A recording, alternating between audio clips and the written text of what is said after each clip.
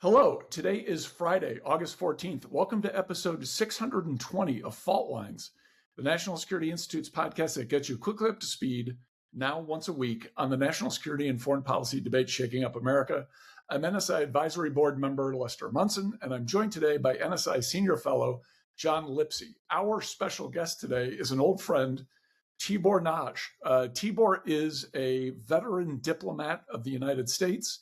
He served as our ambassador in Guinea and Ethiopia. He served as U.S. Assistant Secretary of State for African Affairs.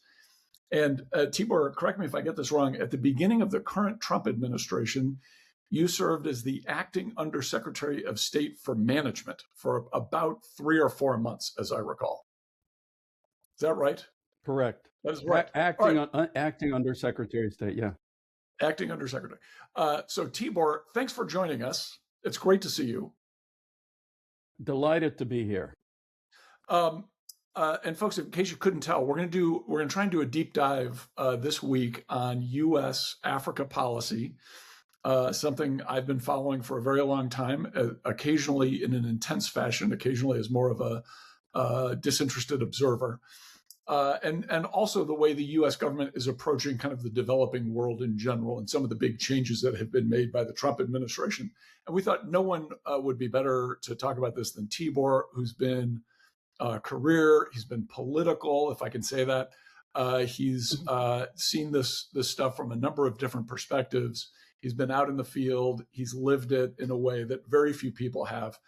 And so Tibor, I thought we'd kind of start with what I think is really one of the most interesting changes in U.S. foreign policy because of this Trump administration, which is a almost completely different way of handling, in particular, Sub-Saharan Africa, where in the past, U.S. policy has been driven by aid policy, by human rights, by the promotion of democracy, all of which are very fine things, in my view, but aren't necessarily the most important currency of diplomacy and international affairs, which is the interplay of the interests and values of nation states. And we've always kind of treated Sub-Saharan Africa through a different lens. And it seems like that might be changing. That might be for the better. It might be for the worse. I think we'd like to talk about that today. But what are your, can you give us your perspective on this kind of different approach from the Trump administration, which it seems to me is much more focused on actual economic relations between the United States and African states, in particular, paying close attention to natural resources, supply chains, the role of Africa as a producer and a consumer, as a kind of a much more mature member of the international economic community. I'd love to hear your kind of your hot take, if you will, on that phenomenon. Well, Les, I absolutely agree with you. As a matter of fact, you took some of my key points because I was absolutely going to underline that this is the first administration whose Africa policy is not being driven by the development / NGO / human rights community, but in fact, it is being driven by the business community and trade and commerce. Now, one thing that has been consistent since the United States recognized the newly independent African nations, and that is Africa has always been the lowest geopolitical priority for the United States. And that continues. And I want to underscore that does not mean that Africa is not important.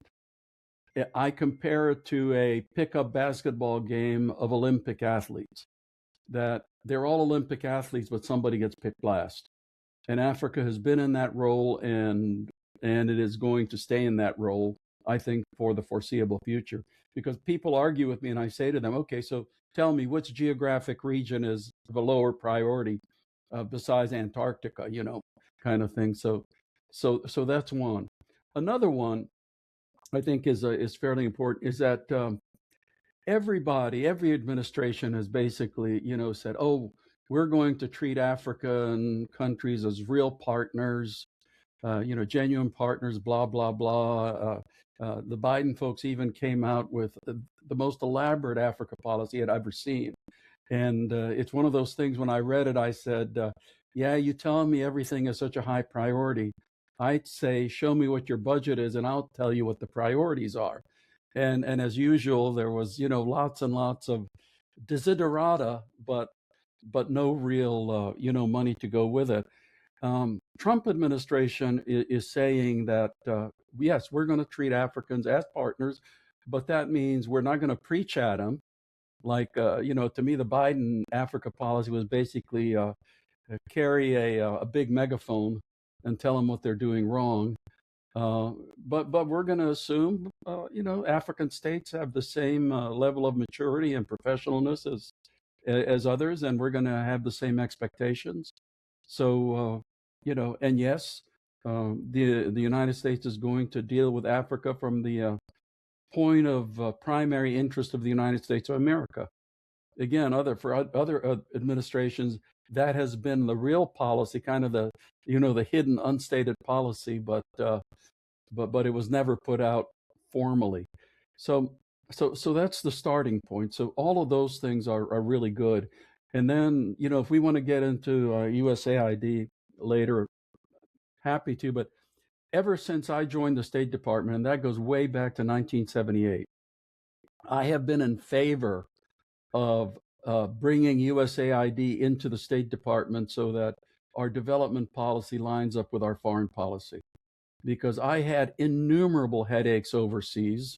I liked and respected my aid colleagues, but they often caused me pains because they often seemed to be going off in a totally different direction and thumbing at their nose at the concept that USAID is the U.S. government. So, but having said that, on the other side, the Trump policies have been implemented, especially the USAID, terminating USAID and bringing it into the State Department in the most painful, disorganized way possible. I mean, if you wanted to write a script for how to totally screw something up, you couldn't do better than what happened to USAID. It's almost like, you want to punch these poor people in the gut and humiliate them and make them feel awful, which is horrible, for any organization. So that's one. The other one is Trump administration is moving forward, engaging with a number of African countries and from the point of view of making deals. But again, some of the implementation has been, to say the word substandard, you need a much stronger word than that, because our embassies in Africa have always been the smallest and the ones with the most junior people. You have embassies where everybody is literally doing their job for the very first time. The longest gaps between absences and in our embassies, I think recently there was a whole slew of candidates for ambassadorships, and almost all of them are professional career diplomats. But we've had the ambassadorships vacant. I think last count was like 37 embassies, which those of us who work in Africa know how important it is to have an ambassador. Because yes, we can say that the career chargé, God bless them all, they're doing a great job and they know how things work. But from the African point of view, dealing in Africa, everything is personal. Everything is based on personal relations. And an African head of state says, I'm not going to deal with some, junior chargé, because that's not as dignified. Or so that has really hurt us, unfortunately. Then another thing which has hurt us, now finally we have gotten an Assistant Secretary of State for Africa. I think he's going to be great. Good experience, very strong views and everything. But at the same time, the White House has a senior advisor for Africa, and they may say that there's close coordination between the White House envoy and the State Department. From appearances, it does not seem to be that way. What the senior advisor actually practices is something I call drive-by diplomacy. He shows up somewhere, they have high-level meetings, maybe as in the case with the Democratic Republican Rwanda. The two heads of state show up at the White House. They have a nice photo op. They sign a nice sounding piece of paper, and the implementation would be in the details, and the implementation doesn't quite happen. So, you look at all of these conflicts which have been quote unquote resolved, and they haven't.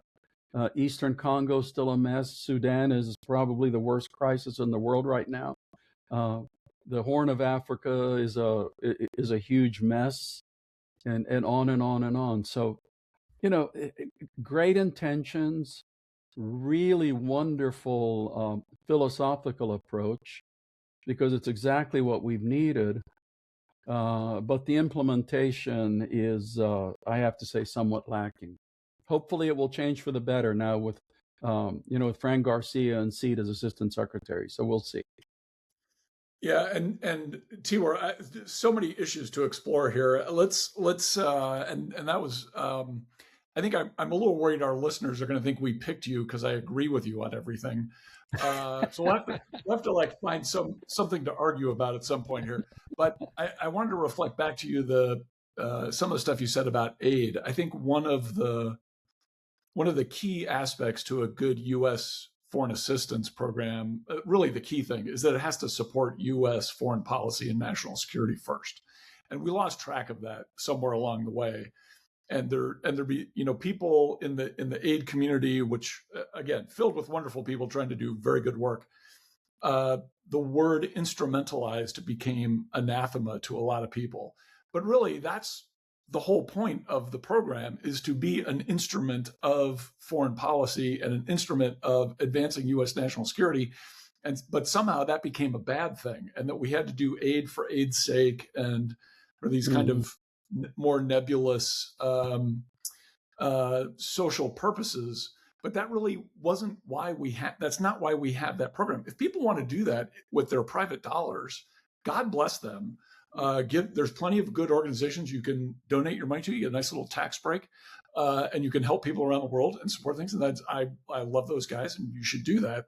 The U.S. government taxpayer-funded program ought to be supporting achieving U.S. goals. And it really did seem like in the Biden administration in particular, and God forbid I pick on poor Joe Biden, but his Africa policy seemed particularly bad.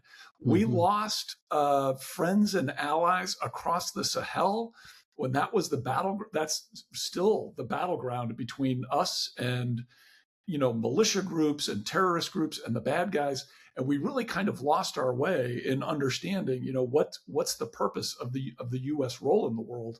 And so, and I think we could have an interesting argument about whether you put these aid programs at state or in a agency buried within state or next to state or all of that. You'd probably come to have a lot of fun talking about that. But just the whole idea of more closely tying those aid programs to what we're trying to do diplomatically and national security wise really had to be done in some fashion. You're right. It was ugly. And a lot of the kind of vituperative stuff was totally unnecessary. But at a certain point, we needed to kind of course correct. That certainly happened. But the big question is now, and I'm guessing you saw this from that acting undersecretary of management role, is how do you put in the infrastructure in place to get this thing going? How do you sell it to Congress? It seems like that's been happening a little bit on the margins, but there's not like a core kind of agreement about the way forward. And the administration has the Republicans are willing to support what they're doing, but the Democrats aren't. Whatever we do is going to have to be bipartisan or it won't work. And so I guess, do you have any further thoughts about how the administration can kind of advance this in a real practical way and have a structure and a bureaucracy and a institution that is more functional in this world than it is right now? Yeah, it's you said a couple of things which really ring home because the Biden administration, I really criticize them for trying to promote policies in Africa which were even highly controversial within the United States. And they were really, really not, I wouldn't even say controversial. The poor African countries gagged, at some of the stuff that the Biden administration was trying to do. Now, bringing the development and the emergency assistance, I don't personally, I don't think that that should be in any one bureau, because you don't know where the next earthquake is going to happen, kind of thing, or the next famine, but on the development assistance side, it is, I think, extremely important, because you mentioned the Sahel. And when you look at an area like the Sahel, we all of us on this call know that we're not going to win against the bad guys in the Sahel by purely killing this set of bad guys. Because if you just kill them and you don't replace the vacuum with economic opportunities, job opportunities, education, clinics, real government services, then all you're going to do is have another set of bad guys rise up, and they're going to be worse than the previous ones. So having USAID, where say the Africa Bureau can be the quote unquote kind of whole of government director, coordinator on that type of a thing, I think makes a huge amount of sense. The way USAID was disbanded, for me, was a national disgrace. There was such a logical way that it could have been done. You cancel every single contract. I mean, you know up front that that's going to do a huge amount of damage. People, no matter what anybody says, of course people died. You can try to obfuscate that, but of course people died and people suffered, and there was a huge amount of wastage when cargo arrives in Dar es Salaam and there's nobody to clear it. And there was such a logical way that it could have been done, where you go out to all the ambassadors and say, you come back and tell us which of your programs are in the interest of the U.S. government to keep. And by the way you have to look at it is to assume that it can be cut. But you come back to us and justify which of the, and it wouldn't have been done in a couple of weeks, but it could have been done, in a month or so. So that was just horrible the way that was done. But, we all know what happened. The U.S. cuts its development assistance. Most of the other major donors did the same. It's like, they were all waiting, and we made the steps. So I think it is time for African countries, African governments, to no longer have that safety net under them, that you're doing the Trapeze Act, and they've had that safety net under them now for 70 years or something like that. And for us to look them in the eye and say, folks, you need to provide the government services that you're responsible for, and stop sending your spouses to Paris and London for $1 million shopping trips, and have 38 ministers for national development and blah, blah, blah. But it's time for you to step up and actually be a government instead of being a donor recipient.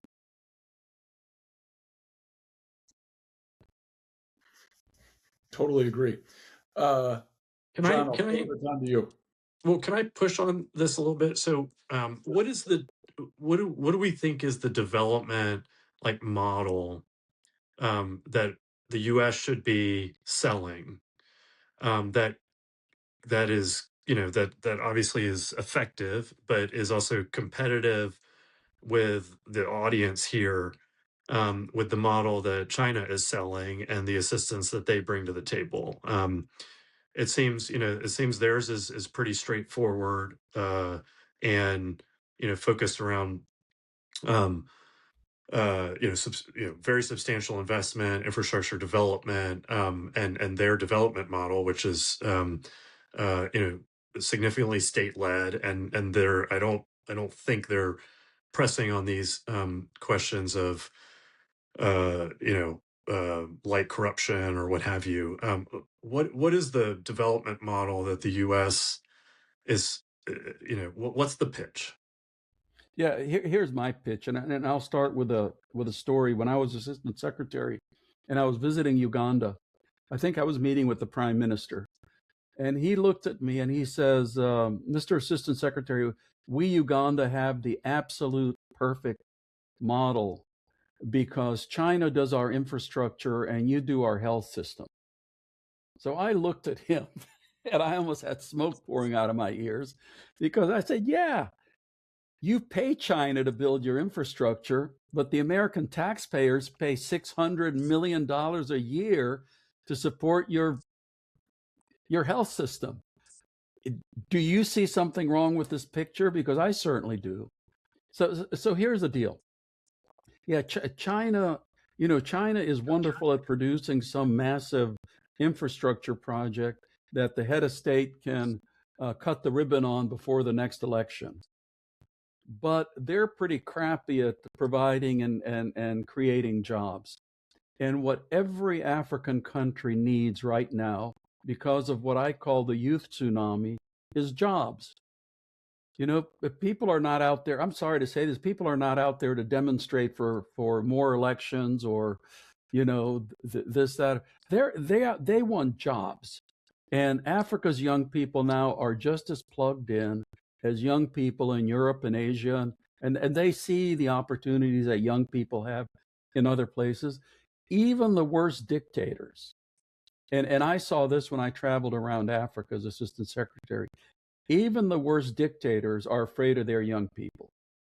They don't want to be strung up on, the lamppost that's outside the presidential palace, because you drive around a lot of these African capitals and you can feel the hostility in the air from the unemployed young people. We have tremendous leverage, not with threatening to cut $100 million of aid because the head of state steals more than that in 3 months, but saying, okay, you want to move forward.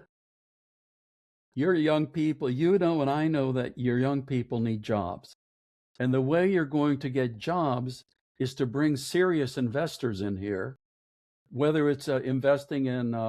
There's an article in The Economist, I think last week, about what some of the African countries are doing wonderful things in commercial agriculture, which is kind of their industrialization, and that employs a lot of people.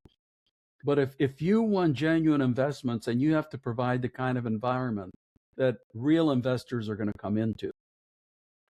And to get that kind of an environment, here's what you need. You need to have a level playing field. You need to have a justice system that's going to be fair.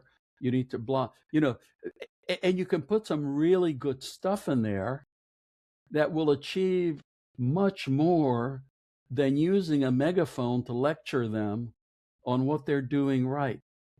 Or wrong, I'm sorry, what they're doing wrong. I mean, I used to laugh at the Europeans.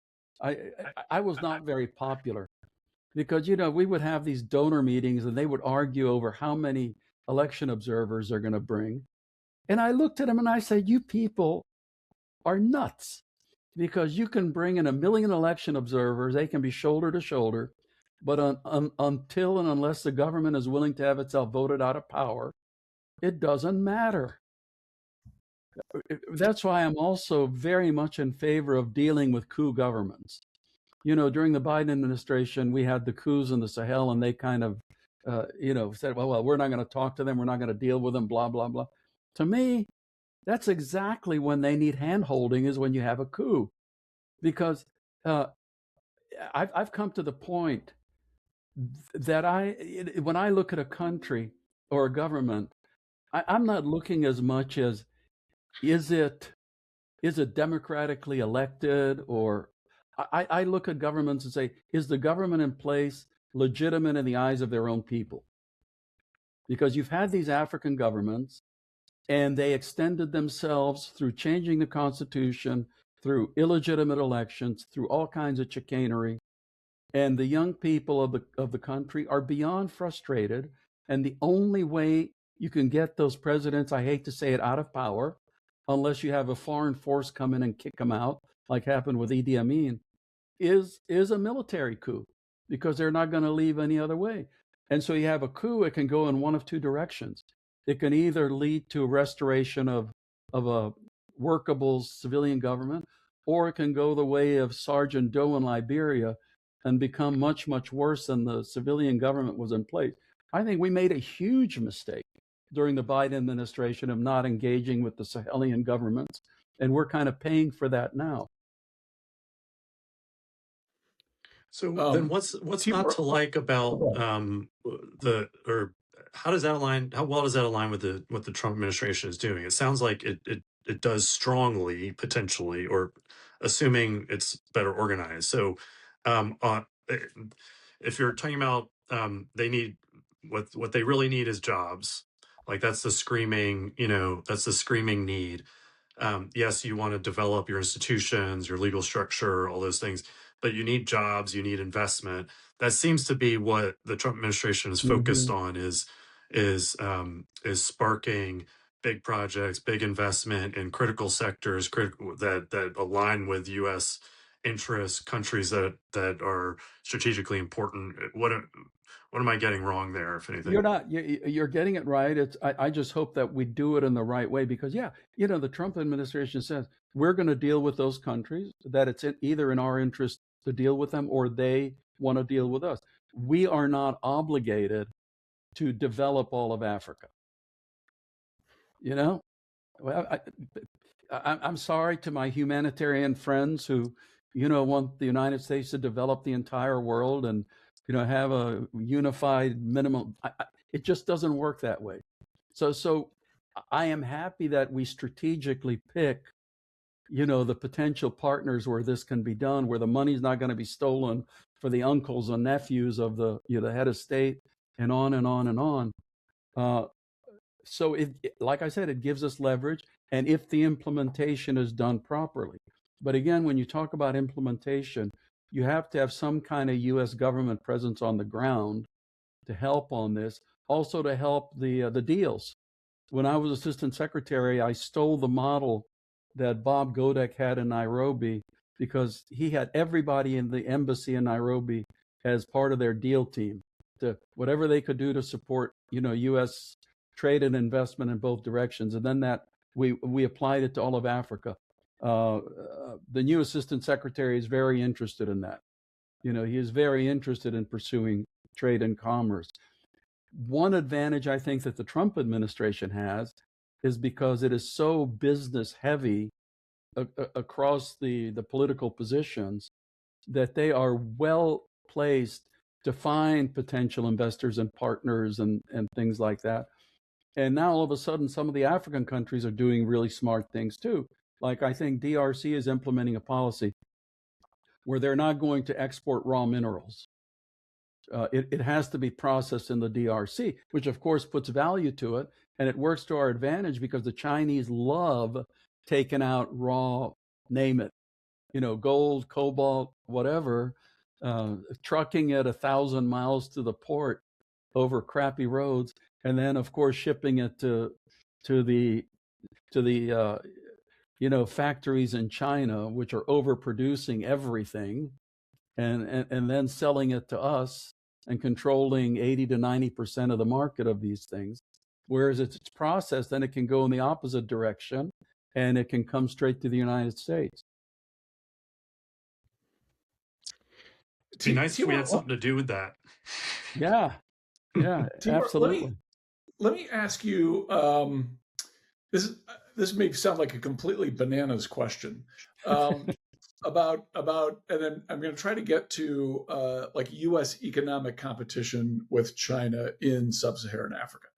So it seems to me, as someone who's a little young for the Cold War battle in sub-Saharan Africa between the West and the Soviet Union, it seems to me, having seen kind of the fallout from that, at least in my professional life, that we took a lot of risks and spent a lot of money kind of competing with the Soviets in African countries, and the African countries themselves were kind of happy to play both sides against each other and look for the better deal and exploit the situation as any normal human would. And we may have missed the boat on, if the Soviet Union wanted to go way deep in Angola, hey, maybe that's fine. And we'll be okay and not necessarily have to fight an insurgency against them. I don't know. I always kind of liked Reagan foreign policy, but maybe this one aspect of it wasn't so terrific. Is there a kind of similar situation with, or if we get too focused on competing economically with China in a place like sub-Saharan Africa, that like we're never going to be able to sell, $5 flip phones the way a Huawei could or something like that. To some extent we're not really going to be able to compete there, and that may be just fine.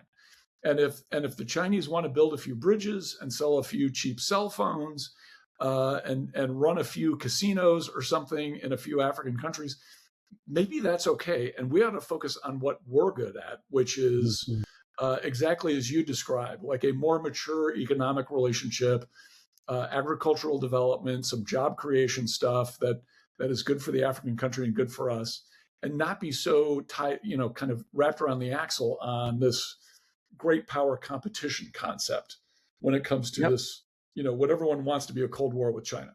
Yep. Is that question too crazy? Sorry. No, it's not. I absolutely agree. I had to laugh because again, during Trump won, we had this thing that, oh, we've got to stop them from buying Huawei.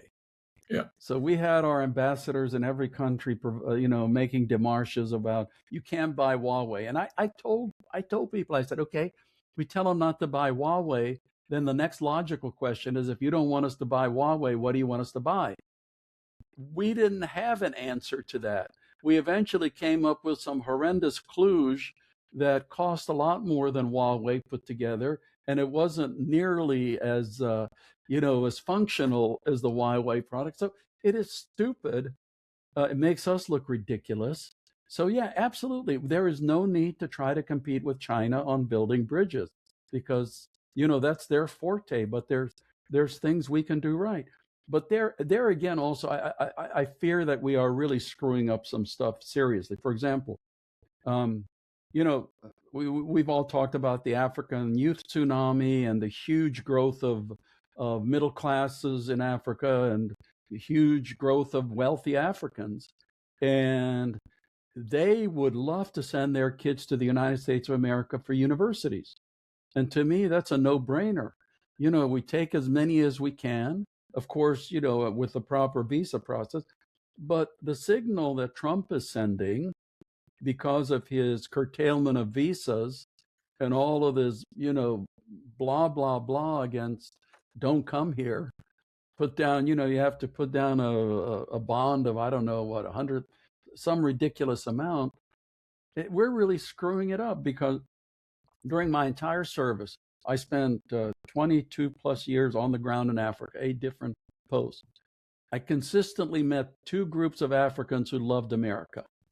The first group were those Africans who had a Peace Corps volunteer in their village, and they had direct contact with a Peace Corps volunteer. And the second group were Africans who had been to the US for university. Almost 100% loved America. Same with Russia. 100% hated Russia because they went to Russia and they ran into the horrendous racism that they faced in Moscow and other places. So, we're really missing that. And yes, we don't need to compete with China on certain things, but we do have to compete with China on things like placing people in key positions in international forum like the International Telecommunications, who set the rules that everybody has to agree on, because the Chinese are running circles around us in those kinds of things. And of course, they get support from a lot of the Africans because the Africans have, I think, more votes as a geographic unit in those bodies than anybody else, and they tend to vote as a bloc. Yeah.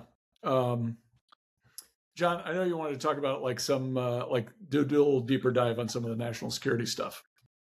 Well, it's actually a good, we can shift from the US-China sort of rivalry to another like massive rivalry that's playing out across Africa, which is among the Middle East sort of Gulf states, and very prominently in the north in Libya for a long time, but also increasingly around the Horn of Africa and uh, um, you know uh, even more so now with what Yemen's doing around the Red Sea. We've got Israel mixing things up as well. I was hoping you could kind of unpack that for folks. It's become a pretty prominent and consistent feature of the UAE on one side, often Turkey and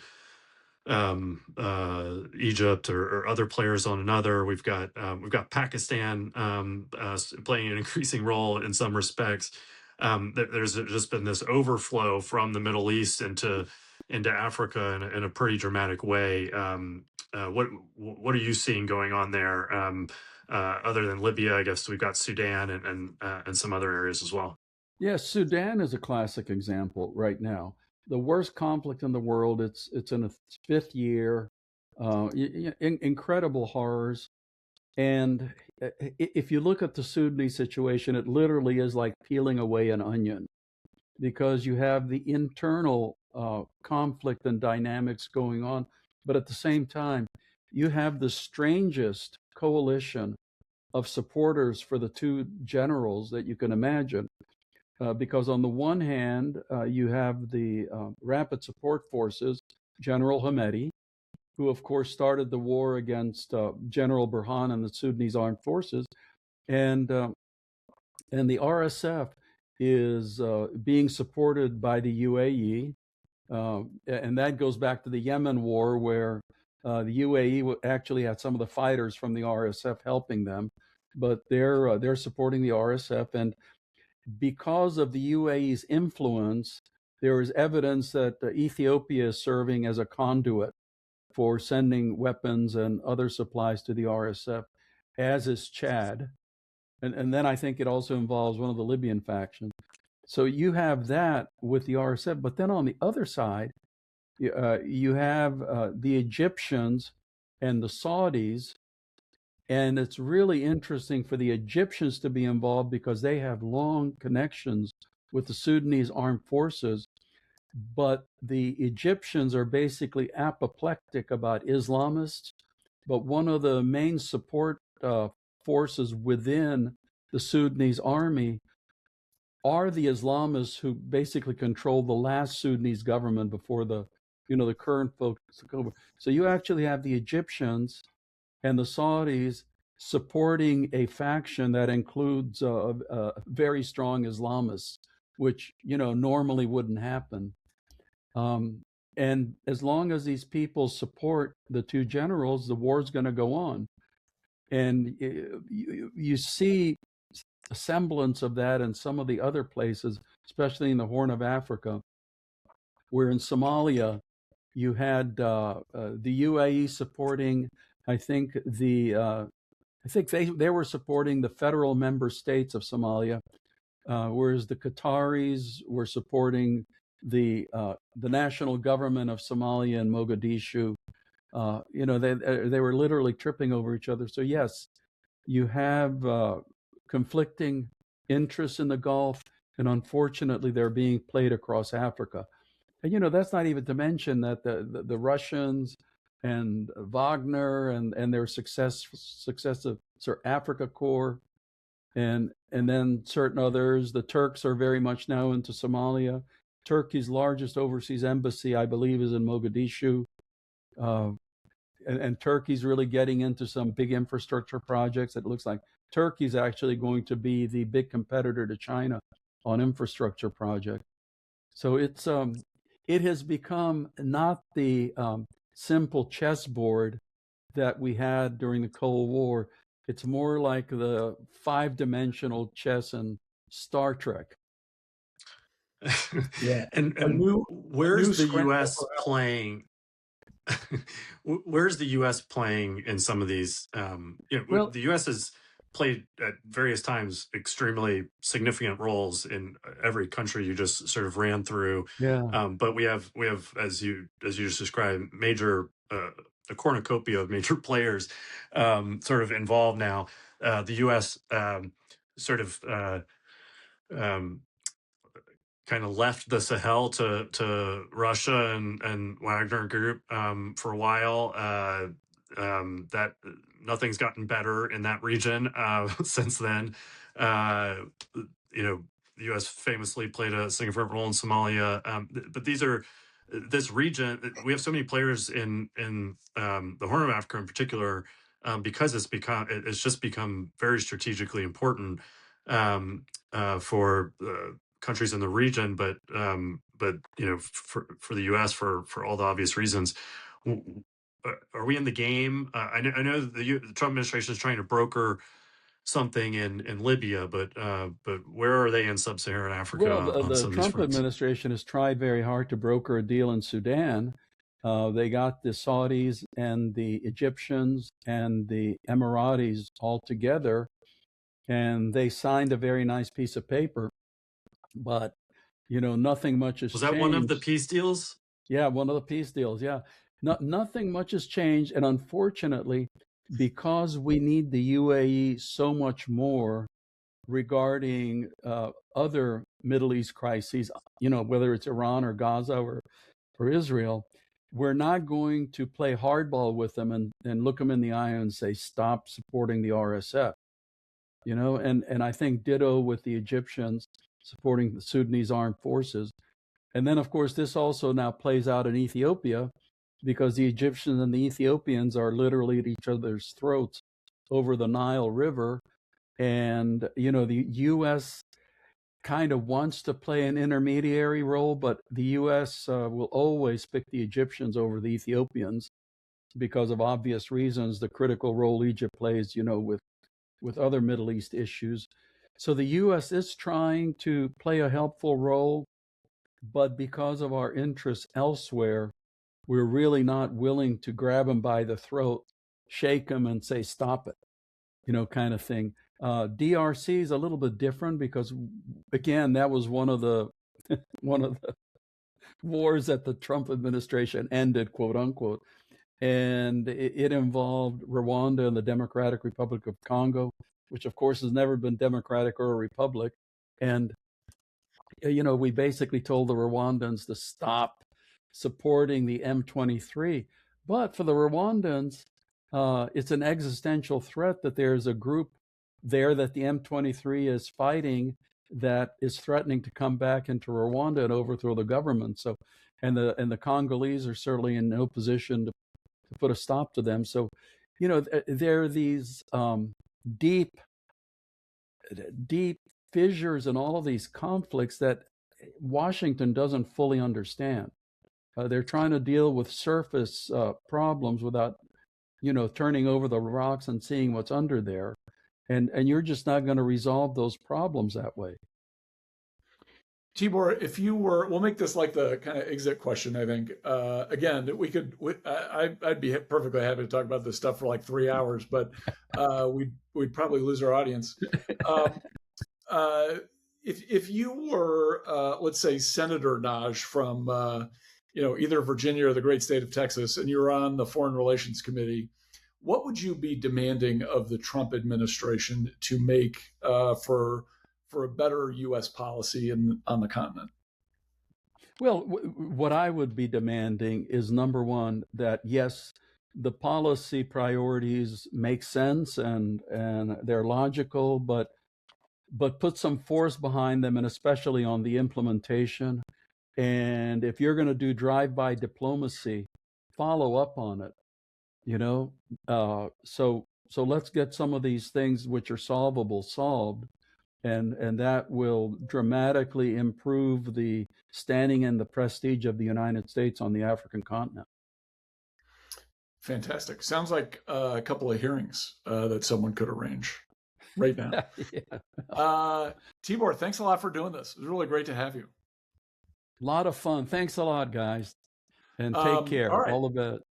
That's a wrap. Thanks to Hannah Haynes, Claude Jennings, and the NSI staff for their help in producing today's episode. Join us again on Friday, August 21st, for another episode of Fault Lines, the National Security Institute's podcast that gets you smart fast on the national security and foreign policy debate shaking up America. We're on YouTube. Check out our channel there for a video of today's episode. If you like what you heard or saw, be sure to rate, review, and subscribe.